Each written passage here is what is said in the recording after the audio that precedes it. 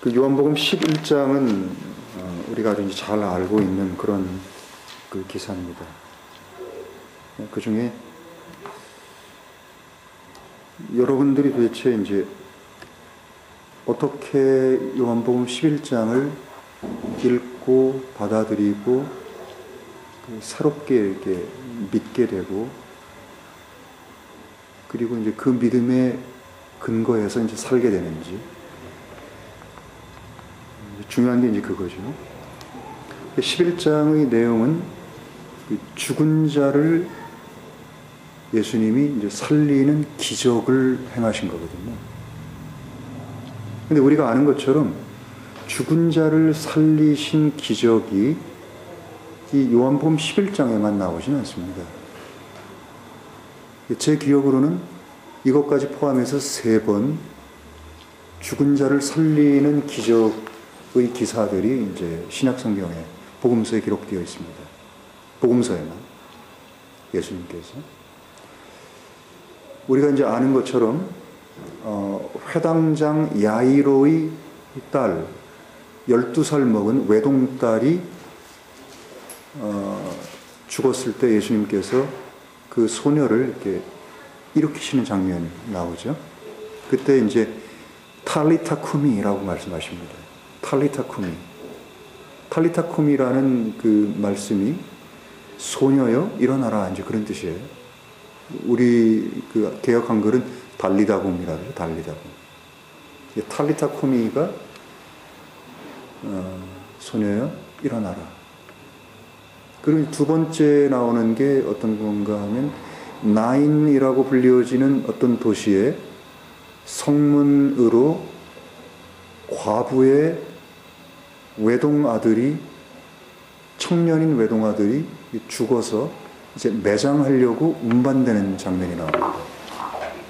이제 그때 주님께서 그를 만나고 그에 대해서 아주 한없는 그 연민, 컴패션을 가지시고 그의 몸에 손을 대시고 일으키시죠. 일어나라 이렇게 말씀하십니다. 그리고 이제 이번이 이제 3번째 그 기사입니다. 그런데 이제 요한복음 11장에 기록되어 있는 그 라자루스를 살리시는 장면은 그 야이루스의 딸이나 아니면 나인 과부의 외동 아들 살리신 거하고 조금 다릅니다. 어떤 게 다르죠? 죽은 지 경과된 기간이 이 11장은 며칠 됐습니까? 4일이 지났습니다. 그러니까 야이루스의 딸은 방금 죽었고 나인 과부의 아들은 죽은 지 얼마가 됐는지는 정확하게 몰라도 적어도 하루 이상은 지난 게 분명합니다. 그러니까 여러분이 팔레스틴 지방을 이렇게 생각하시면 부패가 뉴질랜드보다, 부패가 한국보다 훨씬 빨리 일어나는 걸, 시체의 부패가 일어나는 걸 이해하실 수 있을 겁니다. 그렇기 때문에 그들은 한국처럼 뭐 3일장, 5일장 이렇게 하지 않습니다. 그러니까 얼른 부패가 돼서 냄새가 나고 시체가 막 썩어 들어가니까, 그리고 그 시체에서 이제 물이 나오잖아요. 그러니까 이제 얼른 매장을 합니다. 근데 이 요한복음 11장은 벌써 이제 죽은 자를 살리시는데 나흘이 지나서 썩은 냄새가 나는 그 시체를 이제 살리는 장면이 이렇게 나옵니다. 이제 그게 요한복음 11장이 이제 조금 특별한 점이다. 이제 그렇게 할 수 있습니다. 만약에 죽은 지 나흘 지난 시체를 다시 살리신다면 4주 지났건 4개월이 지났건 4년이 지났건 이건 별로 이렇게 큰 의미가 없는 겁니다. 왜냐하면 4주 지난, 아니 4일 지나서 이미 썩은 냄새가 나는 시체를 살리시는 거나 4년 지나가서 살은 다 흙이 되고 뼈만 남은 시체를 살리시는 거나 40년 지나서 뼈까지도 이미 다 흙으로 돌아가고 그리고 400년이 지나서 또는 4000년이 지나서 흔적조차도 찾을 수 없는 그 상태의 시체 또는 시체가 놓였던 자리 또는 그 시체의 몸 그것을 살리시는 거나 별로 차이가 없습니다. 사람들은 일견 시간의 그 길고 짧음에 의해서 그 능력이 더 크고 작음을 생각할 수 있을지 몰라도 본질적으로 사람이 죽으면 그것은 이 공산주의에서 얘기하는 것처럼 단백질의 분해 과정에 불과합니다. 그러니까 참된 나인 영 그리고 혼이 사람을 떠나면 이 사람 몸은 고기 덩어리에 이제 불과한 겁니다. 뼈, 털, 그리고 그 고기, 신경 이런 걸로 구성되어 있어 그냥 없어져 버리는 겁니다. 그건 아무 의미가 없는 겁니다. 사람의 몸이란 것은 결국 영과 혼이 있을 때만 의미가 있는 거지 그것이 없으면 의미가 없는 겁니다. 그러니까 죽은 지 나흘 지나서 시체에서 썩은 냄새가 나는 그 자를, 그 사람을 나오라! 라는 말씀 한마디로 살릴 수 있는 분이라면 4주, 4개월, 4년, 40년, 400년, 4000년 이건 아무 그 시간이 경과라면 의미가 없다는 사실을 우리들이 이해할 수 있는 것이죠. 자, 그리고 이제 또 생각해 봐야 될 점이 제가 11절을 읽을 때 여러분이 아마 생각을 해보셨을 겁니다. 주님은 라사로스의 죽음, 사람들은 그것을 죽었다라고 표현하는데 창조주인 하나님의 아들은 죽었다라고 표현하지 않으신다는 사실입니다. 뭐라고 표현해요? 잠잔다라고 표현을 한다는 사실이에요. 근데 비단 이때만 잠잔다고 표현하신 게 아니라 야이루스의 딸을 살리실 때도 사람들이 막 곡하고 막 난리법석이 나니까 주님이 그 사람들에게 이러지 마라. 그 소녀가 죽은 게 아니라 잠잔다라고 말씀을 하시니까 사람들이 비웃습니다. 그러죠? 이제 특이한 게 뭔가 하면 사람은 죽었다라고 하는데 주님은 잠잔다라고 표현하시는 거예요. 이게 왜 그럴까? 이게 중요합니다. 11절에 우리 친구 나사로가 잠들었도다. 그러나 내가 깨우러 가노라. 이렇게 표현합니다. 잠들었는데 깨우러 갑니다. 왜 주님은 잠자는 것으로 죽음을 정의하셨을까? 왜 그렇게 말씀하시는 걸까? 왜 죽음이, 사람에게는 죽음이 그분에게는 잠일까? 그게 참 특이하지 않습니까? 그럼 어떻게 생각하세요? 왜 잠으로 비유를 하셨을까요? 잠의 특성을 우리가 생각해 보면 됩니다. 잠은 특성이 있어요. 잠은요, 아무리 깊이 잠이 들어도, 저 사람은 누군가가 사람이 떠매고 가도 알지 못해. 그러니까 아무리 깊이 잠이 들고, 아무리 오래 잠이 드는 사람이라 할지라도, 결국 잠은요, 깨어나게 되어 있는 겁니다. 이게 잠의 특성이에요. 그것이 사람의 육체, 사람, 이 세상에 첫 번째 온 사람, 몸을 가지고 있는 사람의 특성하고 똑같다는 겁니다. 하나님께서 사람을 만들 때 그렇게 만드셨기 때문입니다. 그래서 주님께서는 또 성경은 사람의 죽음을 잠으로 이렇게 비유를 하는 것이에요. 왜요?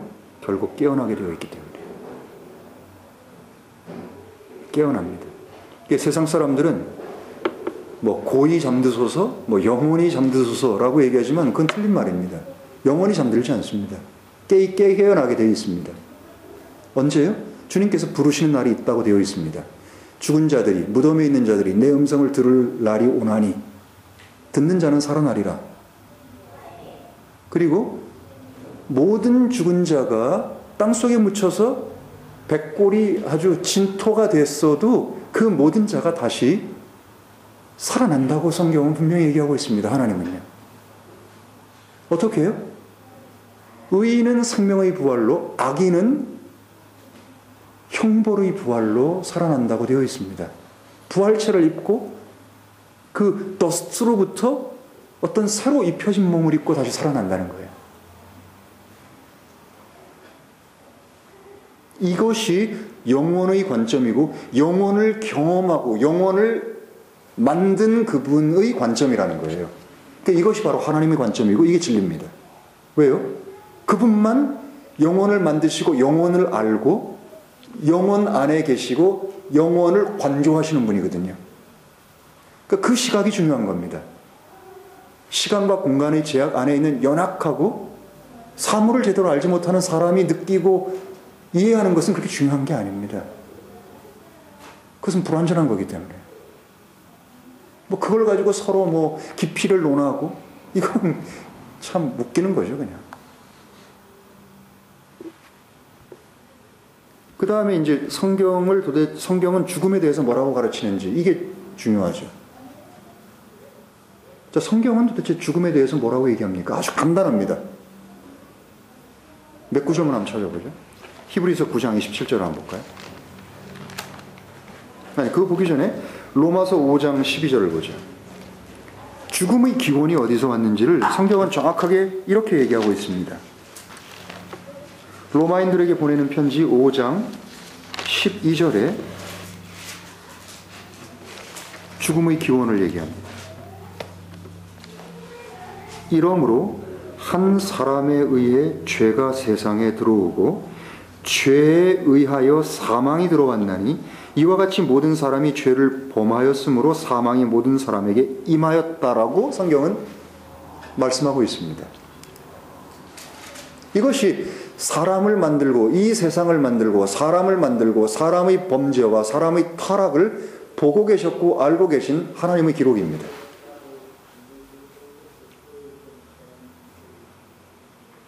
죽음이 어떻게 출발했냐? 죽음이 어떻게 시작했냐? 죽음은 한 사람에 의해서 수입됐다라고 얘기를 합니다. 죽음을 수입한 첫 사람이 누구라고요? 아담입니다. 납니다. 우리들입니다. 그리고 고린도전서 15장을 보시면 25절하고 26절을 한번 보세요. 여기에 죽음의 성격이 나와 있습니다. 25절, 26절이요. 아버지께서 모든 대적을 그분의 발 아래 두실 때까지 그분께서 반드시 통치하셔야 하리라. 그 다음에요. 26절에 파멸당할 마지막 대적은 사망이다라고 얘기합니다. 그러니까 사망이요, 사람에게 있어서 가장 큰 철천지 원수입니다. 그게 사망이에요. 그 다음에 이 사망, 죽음의 시작이 어땠으면 끝이 어떤지를 알 수 있습니다. 끝이 어디에 나오세요? 사망의 종말이 나옵니다. 사망의 종말이 있습니다. 요한계시록 20장을 한번 보세요. 14절을 보시면요. 20장 14절에 사망의 종말이 나옵니다. 사망도 지옥도 불호수 속으로 던져지니 이것이 둘째 사망이라. 누구든지 생명의 책에 기록되지 못한 자는 불호수 속으로 던져지더라. 이렇게 사망의 종착역이 기록되어 있습니다. 지옥도 그곳으로 던져지고 그 안에는 생명책에 기록되지 못한 모든 자들이 들어가고 그리고 적그리스도와 마귀 곧 사탄과 거짓 대언자가 그 안에 먼저 들어가 있습니다. 이것이 사망의 최종적인 종결점입니다. 그리고 아침에 이 구절이 잠깐 생각이 났었는데 히브리서 2장을 한번 보십시오. 히브리서 2장은 사망에 대해서 아주 특별한 말씀을 계시하고 있습니다. 히브리서 12장 14절 15절 말씀이에요. 자녀들은 살과 피에 함께 참여한 자들이매 그분 역시 같은 모양으로 살과 피에 참여하셨음은 사람이 되셨다는 겁니다.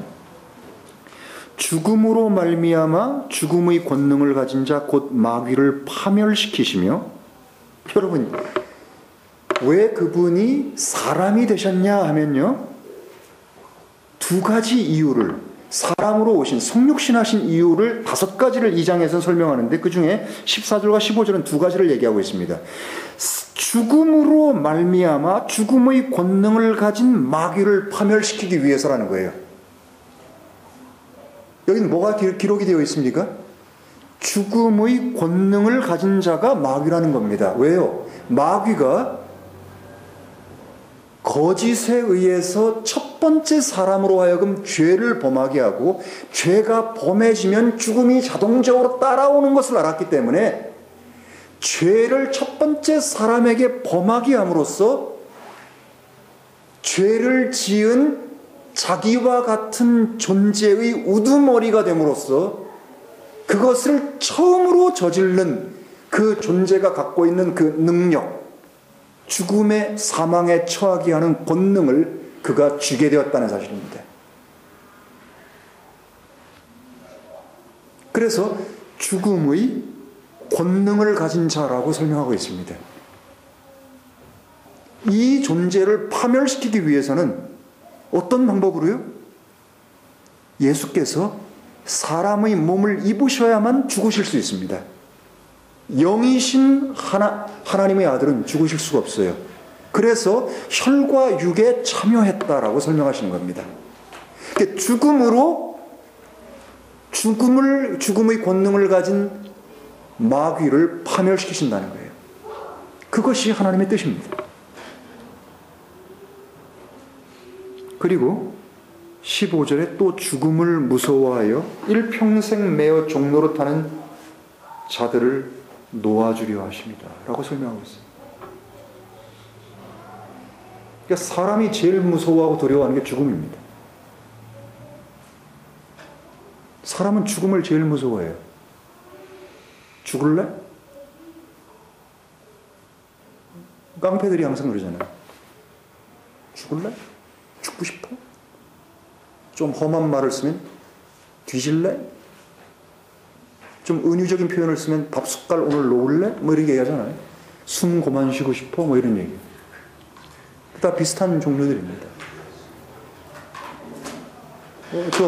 제가 국민학교 때는 그런 게 유행이었어요. 밥 숟갈 놓을래? 뭐 이런 말. 좀 어렸을 때 그 말이 무슨 말인지 몰랐죠. 근데 여러분, 14절과 15절을 다시 한번 보세요. 이게 굉장히 중요합니다. 그분 역시 같은 모양으로 살과 피에 참여하심은 죽음으로 말미암아 죽음의 권능을 가진 자 곧 마귀를 파멸시키시고, 죽음으로 말미암아 죽음을 두려워하여 일평생 매어 종노릇하는 자들을 놓아주려 하시라는 거예요. 하나는 디스트로이를 시키기 위한 거고요. 또 하나는 리버티를 위한 거예요. 동시에 그분의 죽음은 평생을 죽음을 두려워해서 죽음의 종노릇하는 자들에게 프리덤, 리버티를 주기 위한 거고, 하나는 죽음의 권능을 가진 마귀를 디스트로이 시키기 위한 거예요. 이게 죽음입니다.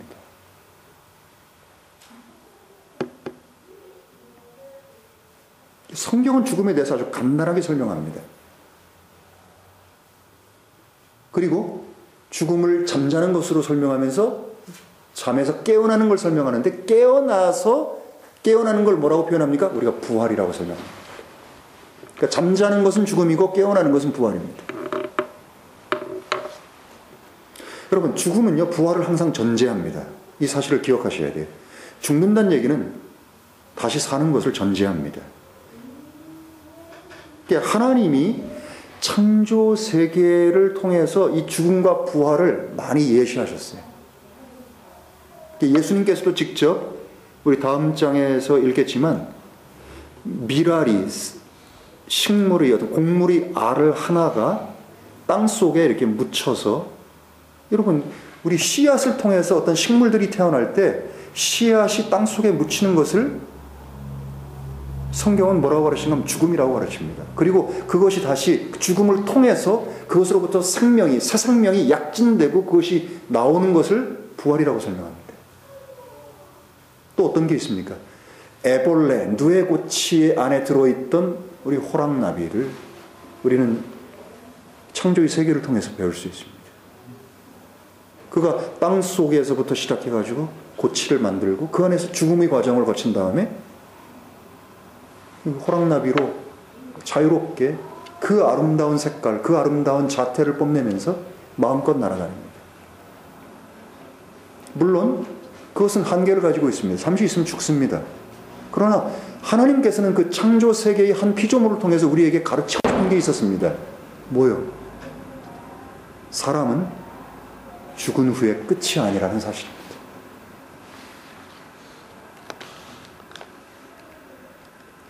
여러분, 만약에 부활이 없다면 어떤 일이 벌어질까요? 정말 진짜 부활이 없고 그냥 죽는 것으로 모든 것이 끝이라면 어떻게 될까요? 고린도전서 15장 19절은 이렇게 표현합니다. 만약에 모든 사람 중에서 정말 부활이 없다면 이 믿은 우리들은 이 세상에 있는 모든 사람 가운데서 가장 비참한 자랍니다. 모든 것을 참고 모든 것을 견디고 모든 것을 고난을 받고 모든 것을 안 하고 그리고 나서 부활도 못한다면 그 사람이야말로 가장 비참한 존재 아니겠습니까? 그러니까 부활에 대해서 역설하면서 나중에 바울이 뭐라고 표현합니까? 부활이 없다면 차라리 우리가 내일 죽을 터이니 오늘 먹고 마시자 하자 하리라 안 하겠냐 이거예요. 그게 지혜롭고 현명하죠. 제가 질문 드린 게 이겁니다. 정말 부활이 그리고 부활 이후에 심판이 없다면 부활과 심판이 없다면 어떤 일이 벌어지겠습니까? 정말 사람들이 그렇게 믿는다면 이 세상은 어떻게 되겠습니까? 나는 만약 제가요 이 세상에 정말 부활이 없는 게 진리라면 심판이 없는 게 진리라면 부활이 없으니까 당연히 심판도 없겠죠? 죽음으로 끝이라면 저는 어떻게 살 것 같습니까? 저는 생각해 봤습니다. 저는요 가장 잔인하고 가장 난폭하고 가장 교활하고 가장 야비하고 가장 이기적이고 모든 것을 나를 위해서 그리고 다 짧고 굵게 굵고 길게 그렇게 살 겁니다.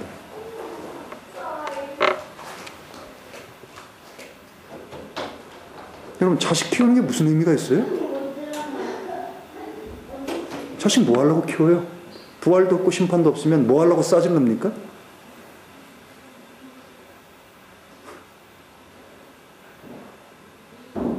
사는 게 무슨 의미가 있어요, 여러분?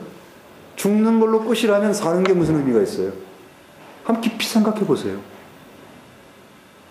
먹는 거, 자는 거, 싸는 거, 하는 거, 노는 거, 공부하는 거, 성공하려고 하는 거, 다투는 거. 여러분, 사람들의 행위 모든 것이 무슨 의미가 있어요? 만약에 죽음으로 끝나고 부활도 없고 심판도 없다면 무슨 가치가 있습니까? 왜 성공해요? 왜 살아요? 왜 먹어요? 아무 가치가 없는 겁니다.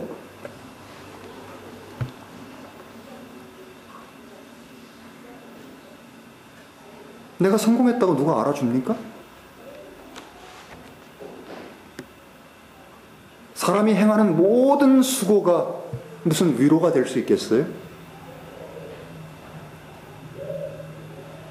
정직하게 말씀드리면 사람들이 만약에요 부활도 없고 죽음으로 끝이라고 믿는다면요 사람은 가장 야비하고 난폭하고 잔인하고 폭력적이고 야수적으로 짐승처럼 삽니다. 그런데 왜 이 세상이 그렇게 살게 되지 않고 지금 같은 그 나름대로의 질서를 유지하고 여러분 살까요? 법 때문에 징역 살고 감옥 가니까 사람들이 그렇게 삽니까? 아닙니다. 그게 무서워서요. 그 끝까지 죽으면 끝인데 그게 그렇게 두려운 일입니까? 두려운 일 아닙니다. 사람이 그렇게 살지 못하는 이유는 딱 한 가지입니다. 사람의 마음속 깊은 곳에 사람들은 죽음으로 끝이 아니라는 사실을 너무나 잘 알고 있습니다. 양심이 알고요. 자기가 알고 있습니다. 왜요? 하나님이 사람 속에 그것을 집어넣어놨기 때문에.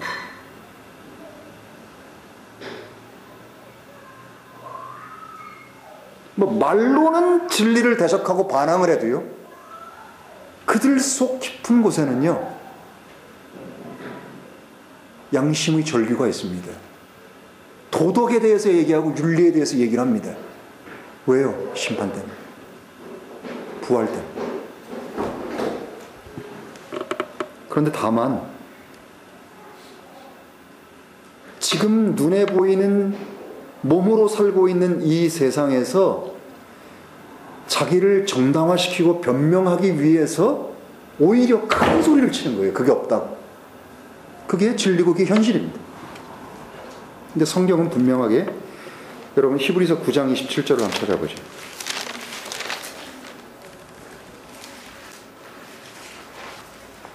제발 좀 정신을 차리고 한번 그냥 아무 생각 없이 사는 게 아니라 정신을 차리고 한번 살아봐야지 돼요. 9장 20절에 뭐라고 설명하고 있습니까? 한 번 죽는 것은 사람에게 정해진 것이요 그 후에는 심판이 있다고 얘기합니다.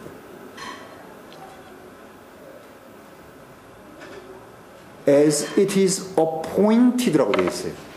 Appointed unto man once to die, but after this the judgment라고 되어 있어요.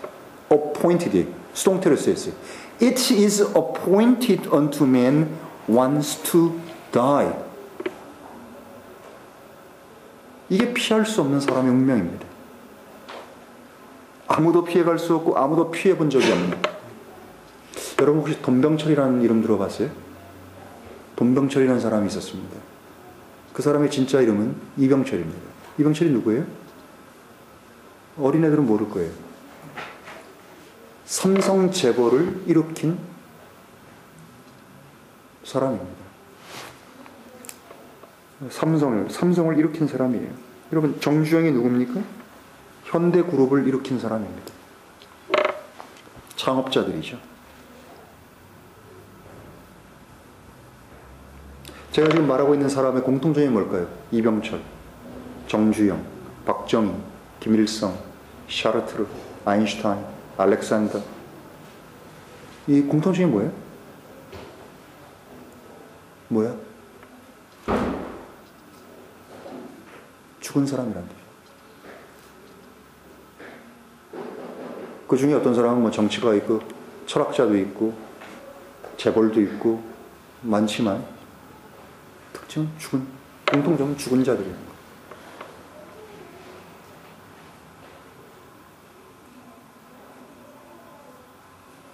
제가 어렸을 때 이병철이 돈병철을 이어도 뭐 이 물질 만능 배금주의 사상에서 돈이면 뭐든지 한다. 이게 이제 일반적이잖아요. 돈으로 할 수 없는 게 없다. 그렇게 믿는 사람들이 있죠. 근데 이병철도 할 수 없는 게 세 가지가 있다는 말이 있었습니다. 제가 어렸을 때. 근데 세 가지가 뭔지 기억 안 나는데 두 가지는 확실히 기억납니다. 하나는 자식 교육시키는 문제였어요. 이병철이 누구도 서울대에 자기 자식을 보내지 못했어요. 또 한 가지는요. 돈병철도 죽음을 피해갈 수 없었다는 사실이에요. 그도 죽는다는 사실입니다. 저는 어렸을 때 이병철이 죽은 것을 생각하면서 참 다행이다 싶었어요. 이병철이 죽음을 피해가지 못했다는 얘기를 들었을 때 중학생이었을 때였던 것 같은데 하나님이 참 공평하신 분이구나 라는 생각을 했었습니다. 죽는 게 그렇게 참 좋더라고요. 만약에요 성공하고 잘나고 돈 많고 뭐 이런 사람들이 안 죽고 계속 살면 얼마나 세상은 불공평하겠습니까? 저같이 못난 사람은 얼마나 불공평하겠어요.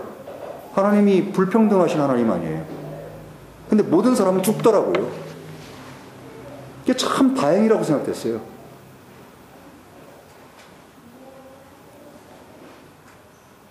이병철도 죽고 정주영도 죽는 게 참 좋더라고요, 그게.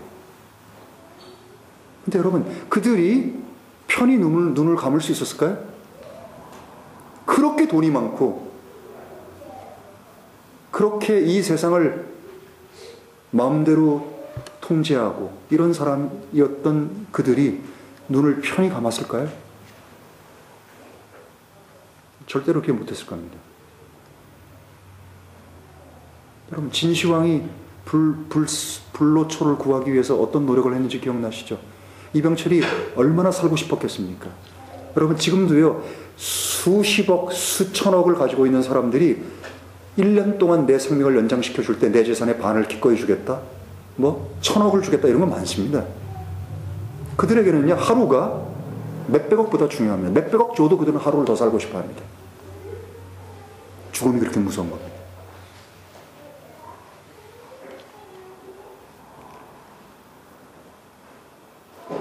사람이 죽는 걸 그렇게 싫어하는 이유가 있습니다. 왜 사람이 죽음을 그렇게 싫어할까요? 첫 번째는요, 억울하기 때문에. 한이 많아서 그래요. 아쉬워요. 아쉬워서 눈을 못 감습니다. 내 새끼가 어떻게 크지? 그것도 아쉬움이겠죠. 그리고 이 세상에서 내가 하지 못한 게 너무 많은 거예요. 죽음이 가까워오고 죽을 때가 되면 헛산 것밖에 생각이 안 나는 겁니다. 내가 왜 이렇게 살았을까?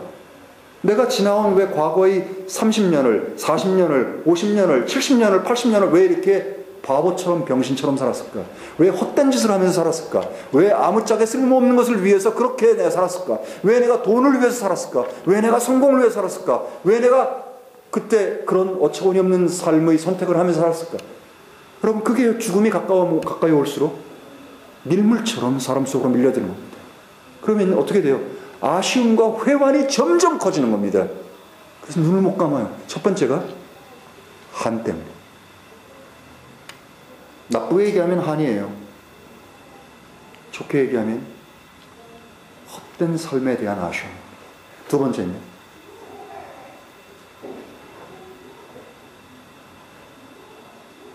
왜 죽음 앞에서 눈을 못 감을까요? 예린아, 왜 사람은 죽음을 그렇게 두려워할까?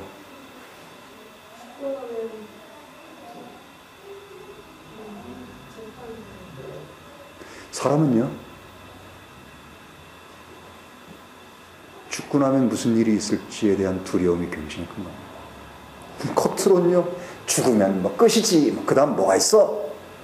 이렇게 말을 해도요, 그 사람은 죽음 앞에서요, 벌벌벌 떨게 돼 있어요. 왜요? 죽고 나면 뭐가 닥칠지를 모릅니다.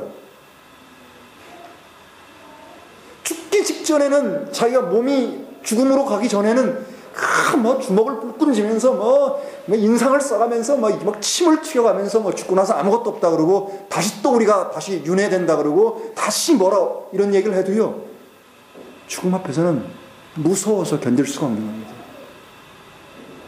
성경은 공포의 대왕에게 끌려간다고 표현하잖아요. 그걸 세상 사람들은 염라대왕이라고 얘기를 하는 거고요. 누구예요? 하나님이에요. 사람에게 호흡을 주신 자, 이 세상에 사람을 보낸 자에게 돌아가거든요. 그래서 우리말에 사람이 죽었을 때 그걸 뭐라고 표현해요? 숨졌다라고 얘기해요. 숨을 거두었다라고 얘기합니다. 왜요? 숨을 주신 분이 숨을 추수한다는 거예요. 거둔다는 거예요. 거두어 간다는 겁니다. 그걸 그렇게 은유적으로 표현하는 거예요. 왜 사람이 죽는 걸 그렇게 싫어한다고요? 아쉬움 때문에. 한이 많아서. 바보 천치처럼 살아왔던 자기의 삶이 너무나 원망스럽기 때문에. 두 번째는 미지의 세계. 이 문을 열고 나가면 뭐가 기다리는지를 모릅니다. 그들은 너무너무 두려운 거예요. 죽음의 공포는요, 죽음 앞에 있지 않은 사람은 솔직히 잘 경험 못합니다. 막연할 뿐이에요. 추상적이에요. 그렇기 때문에 사람들이 이렇게 미친 듯이 이렇게 호랑나비, 부나비가 불을 향해서 날아가듯이 그렇게 그냥 아무 생각 없이 사는 겁니다. 왜요? 그거는 죽음이 마지막 순간에 가까워야만, 그 짧은 순간에만 극도로 느끼는 거거든요.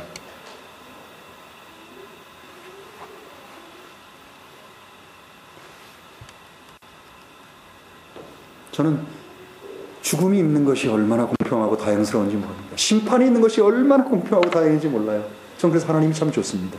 사람들은 심판자인 재판관이신 하나님을 미워하고 싫어하고 그분에 대해서 악을 씁니다. 근데 그냥 상식적으로 생각해 봐도요, 이 세상에서 이렇게 끝나게 모든 것이 죽음으로 끝나면 전 억울해서 못 견딜 것 같아요. 그런 하나님은, 그런 창조주는 의로운 바른 분이 아니라고 저는 생각합니다.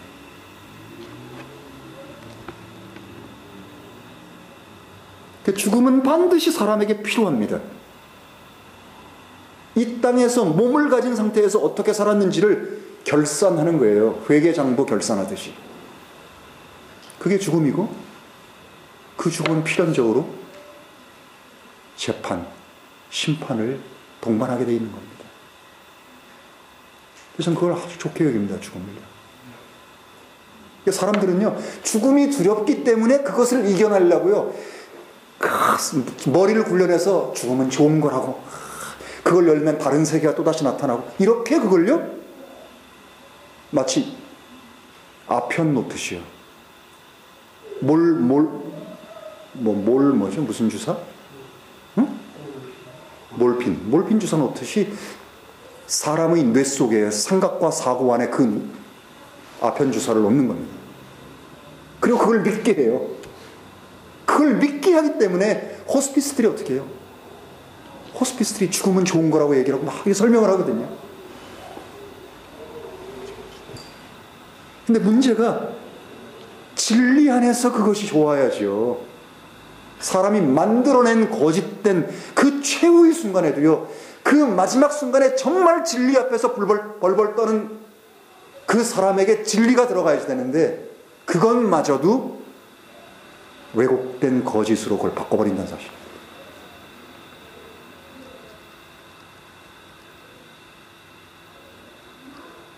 요한복음 11장의 사건은 우리 모두에게 한 가지를 요구하는 게 있습니다. 선택입니다.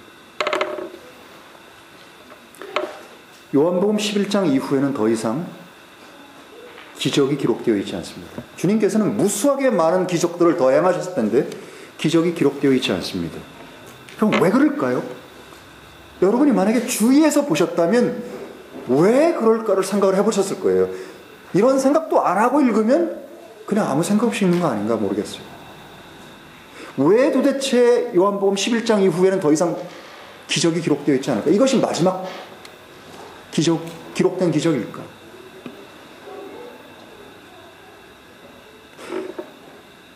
예수께서 행하시는 기적 가운데 죽은 지 나흘 돼서 냄새가 나고 썩어가는 사람을 살리는 것보다 더 큰 기적은 없습니다.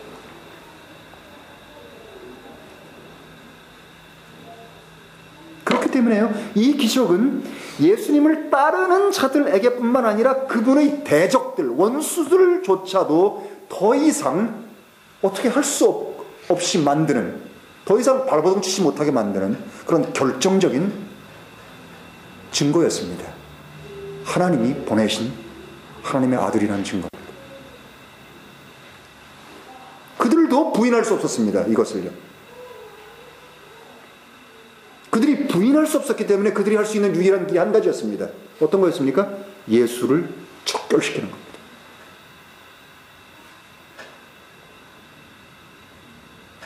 그래서 그것에 그들은 모든 것을 걸게 됐는데, 요한복음 11장 47절에서 53절까지 그것이 상세하게 기록되어 있는 겁니다. 특히 50절에 뭐라고 기록되어 있어요? 한 사람이 죽음으로 민족 전체가 생명을 얻게 된다는 거예요. 여러분, 이 50절의 말씀은, 그래서 그들은요, 다만 혈과 육으로 되어 있는 한 민족만을 생각하고 이렇게 얘기를 했지만요, 만져지고 보이는 눈에 이 세상에 속한 것들로만 그들이 인식해서 이렇게 말했지만, 하나님의 영원한 뜻은요, 모든 사람, 곧 죄인의 생명을 살리기 위해서 한 사람이 모든 사람을 위해 대신에 모든 사람으로서 죽는 그 길만이 죽음으로써 죽음을 이기는, 죽음이 생명에게 삼키는 유일한 구원의 방법이었다는 사실입니다. 이것이 하나님의 의입니다. 이것이 하나님의 능력이고 하나님의 지혜예요.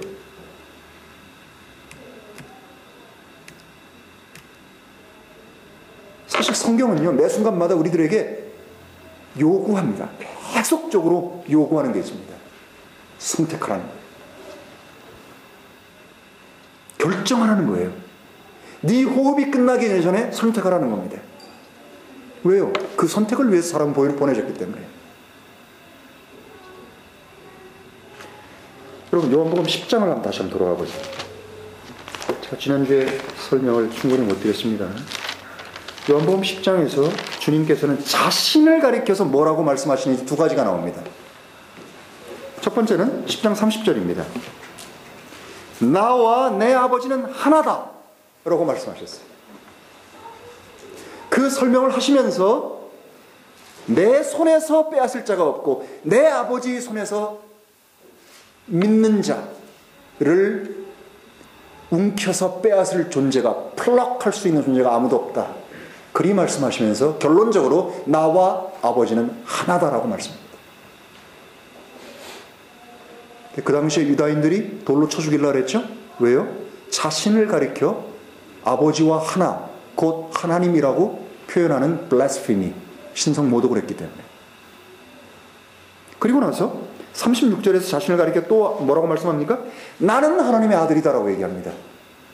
심지어 성경 말씀조차도 말씀이 임한 자들을 신들이라 불렀고 재판자들이라 불렀는데 하나님이 자신을 세상에 보낸, 그래서 하나님이 행하시는 일을 보고 하나님이 하시는 말씀을 듣는 자기를 가리켜 내가 하나님의 아들이다 라고 말하는 것이 뭐가 문제냐 이렇게 얘기하는 겁니다. 나는 하나님의 아들이다 라고 얘기하는 겁니다. 너희들은 신들이지만, 말씀이 임한 자들은 신들이지만 그저 그냥 개뿔 어서 이 말씀 주워 들어가지고 그저 내가 성경 알고 내가 하나님 말씀하니까 신들이다 이렇게 얘기하는 거 말고요. 정말 말씀이 임한 자들이.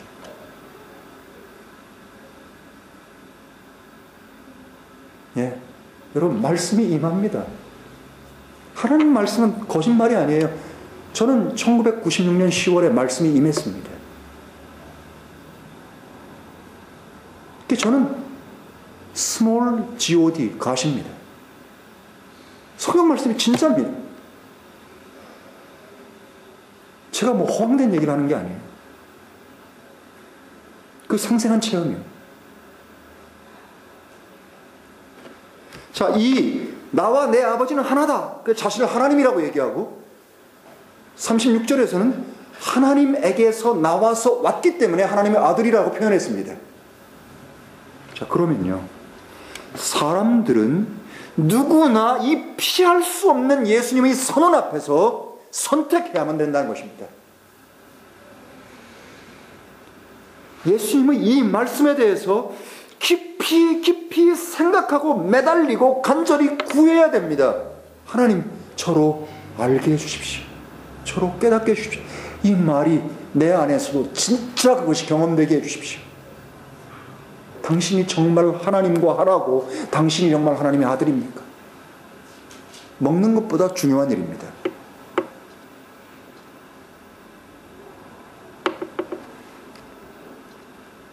여러분, 예수님께서요, 자신에 대한 이 선언의 말씀을 통해서 우리가 알 수 있는 것이 있습니다. 우리는요, 예수님의 이 선언 말씀을 통해서 우리 앞에 세 가지 가능성만 있다는 사실을 우리는 인식해야 됩니다. 첫 번째는 이런 말을 하는 이 예수가 누구냐는 거예요. 이런 말을 돌팔매질을 당할 줄 알면서도 아무 주저 없이 던질 수 있는, 선언할 수 있는 이 사람 예수는 누구냐? 이 선택에 있어서 세 가지 가능성밖에 없다는 겁니다. 세 가지 가능성, 제 네 번째 가능성은 없습니다. 첫 번째가 뭡니까? 미친놈입니다. 정신병자예요. 맞죠? 누군가 이렇게 말하는 사람이 있다면 그건 제일 첫 번째 가능성이 정신병자입니다. 르나틱입니다. 맞아요? 매드맨입니다. 근데 예수님이 미친 사람입니까? 복음서를 읽어보십시오. 그분이 미친 사람이 정신병자가 하고 가르치는 말입니까? 두 번째 가능성은요, 그런 거짓말쟁이면서 사기꾼입니다. 맞죠? 무언가 부당한 이득을 취하고 사람을 미혹시키기 위해서 그런 거짓말하는 사기꾼입니다. 근데 예수가 결국 뭘 얻었습니까? 죽었습니다. 죽음을 예언했고 어떻게 죽을지, 어디서 죽을지, 언제 죽을지 그것을 정확하게 예언한 그가 정신병자일 수 있고 사기꾼일 수 있겠습니까? 여러분, 이 두 가지가 아니면 세 번째 가능성은 그분이 하신 말씀대로 그분은 진짜 하나님의 아들, 곧 하나님과 하나인 하나님이십니다. 네 번째 가능성 없습니다, 여러분. 우리는 이런 말, 이런 선언을 하는 예수님에 대해서 세 가지 중에 하나를 선택해야 된다는 사실입니다. 그는 정신병자든가 사기꾼이든가 아니면 진짜든가. 네 번째 가능성은 존재할 수 없습니다. 상식적으로, 이성적으로 생각해 보십시오.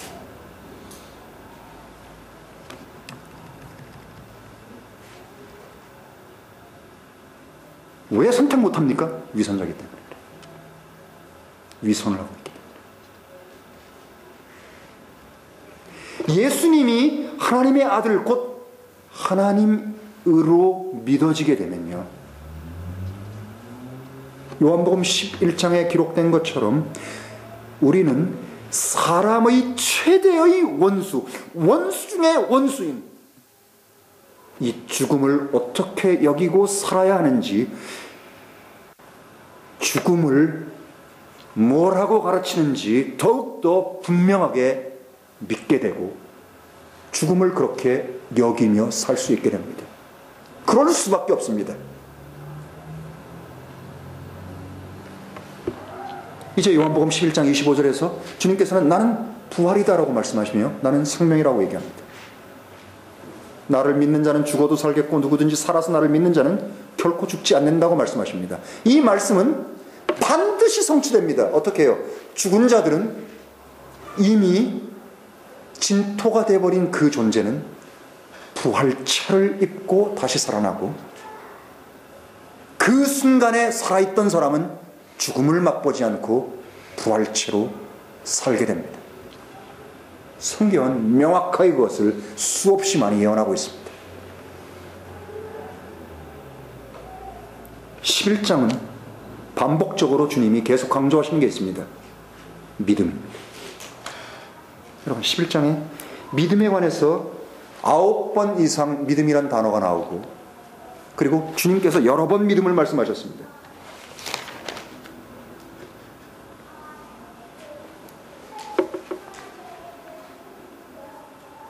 여기 아주 중요한 말씀이 하나 있죠. 15절이요.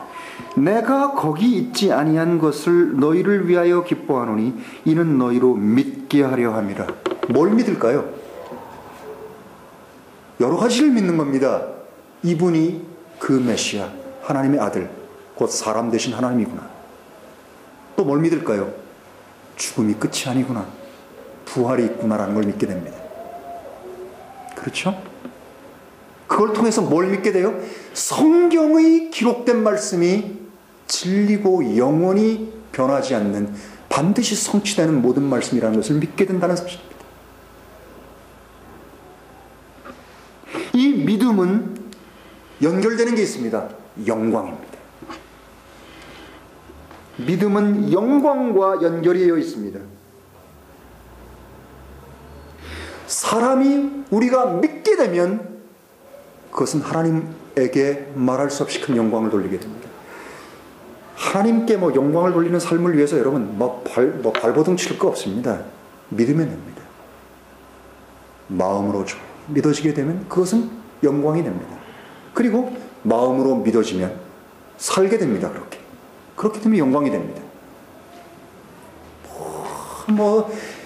두 손을 올리고 눈을 지그시 감고 하면서 할 그 필요가 없는 겁니다. 종교적인 행위들을 할 필요가 없어요. 우리의 믿음은 하나님께 영광과 아주 긴밀한 연관이 있다는 사실입니다. 믿음과 이 영광. 그러면 요한복음 11장을 다시 천천히 읽어보십시오. 4절을 읽어보시고 11절을 15절을 여기 37절에 보면 사람의 한계가 나옵니다. 사람이 생각하는 건 고작 이거밖에 안 됩니다. 11장 37절에요. 그중 어떤 이들이 말하되 눈먼 자의 눈을 열어준 이 사람이 그 사람은 죽지 않게 할 수 없었더냐 하더라. 이 말씀이요 38절에 주님을 다시 속으로 신음하게 하는 겁니다. 왜요? 이게 사람의 연약과 한계. 사람이 모르는 거예요. 영혼의 세계에서 뭐가 있는지, 이 진리의 세계 안에서 뭐가 있는지를 모르는 겁니다.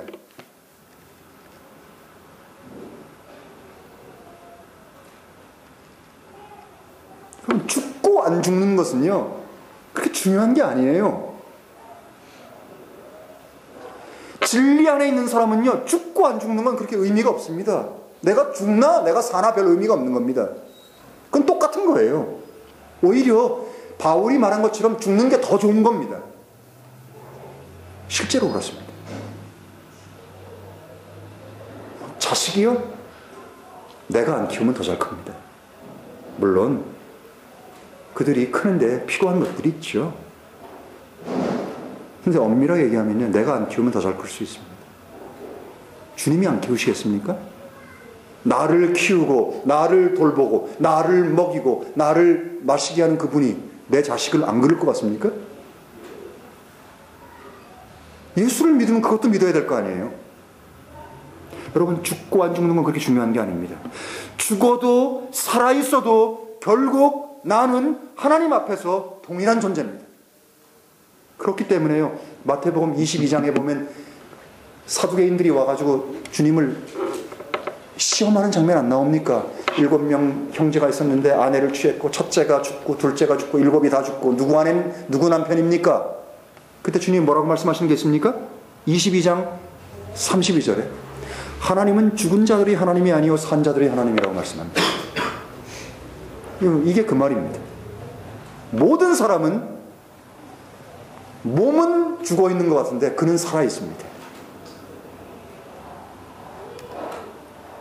그렇기 때문에요 이 세상의 어리석은 사람들은 존재보다도 어떤 업적이나 행위에 훨씬 더 큰 비중을 두고 관심을 둡니다.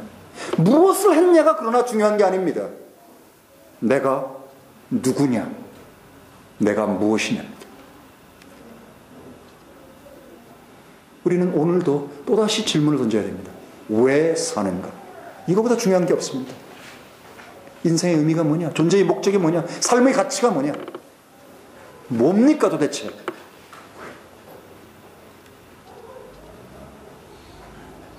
이거를 알라고 보냈는데 이걸 모르면 그냥 왔다 그냥 가는 겁니다.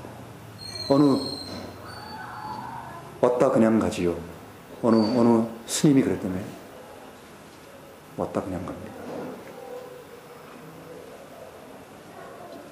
사람은 이 땅에 자신의 존재, 실존과 자신을 보내신 분과의 관계를 맺도록 하기 위해서 보내셨다는 사실입니다.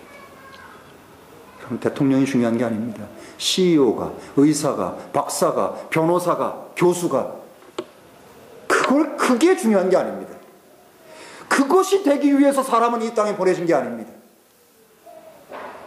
세상이 사람을 그렇게 미혹시켜서 결국 다 자기와 함께 지옥으로 끌고 가기 위해서 하는 것이죠. 그것은요 다만 2차적이고 그것은 생활의 방편일 뿐이에요. 방편. 좀 더 나은 베터입니다. 베터.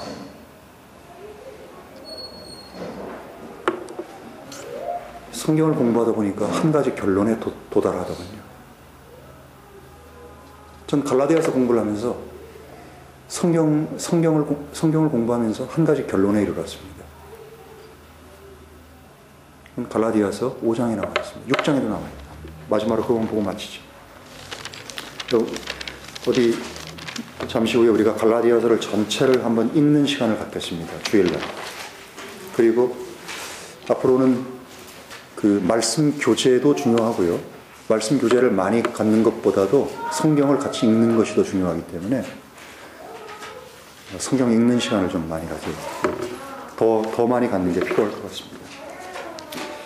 갈라디아서 5장 6절에 보면 예수 그리스도 안에서는 할례나 무할례가 소용이 없고 오직 사랑으로 역사하는 믿음뿐이다. 전 이게 제게는 성경의 결론이었습니다. 여기 보면 사랑과 믿음이 나옵니다. 그것은 나로 인한 것, 내가 만든 게 아닙니다. 그것은 하나님으로부터 온 것입니다. 그러나 온 그것이 내 안에서 인격적으로 그렇게 실제적으로 살아내는 그것이 성경의 결론입니다.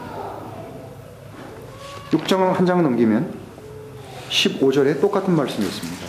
그리스도 예수님 안에서는 할례나 무할례가 아무 소용이 없고 뭐라고요? But a new creature. 오직 한 새로운 피조물뿐이라고 얘기합니다. 그 얘기는 뭡니까? 이 세상에 보내지는 모든 사람은 새로운 피조물이 되기 위해서 보내졌다는 겁니다. 누에꼬치에서 호랑나비가 되기 위해서 보내진 겁니다.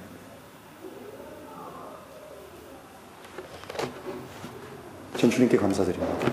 왜냐하면 내가 이 세상에 보내어진 목적을 주님의 은혜로 알게 되고 깨닫게 되고 믿어지게 됐기 때문입니다.